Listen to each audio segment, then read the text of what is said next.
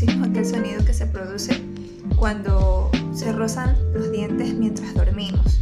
Es esa sensación de como masticar, como rozar, y que afecta a la persona que comparte la cama con nosotros.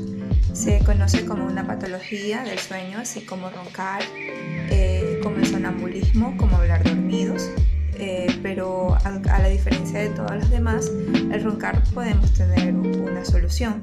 Pero el bruxismo se da cuando estamos estresados, cuando tenemos muchas preocupaciones y no podemos estar relajados mientras dormimos. Es una condición muy difícil porque a la final terminamos teniendo dolor en la mandíbula, desgaste de los dientes.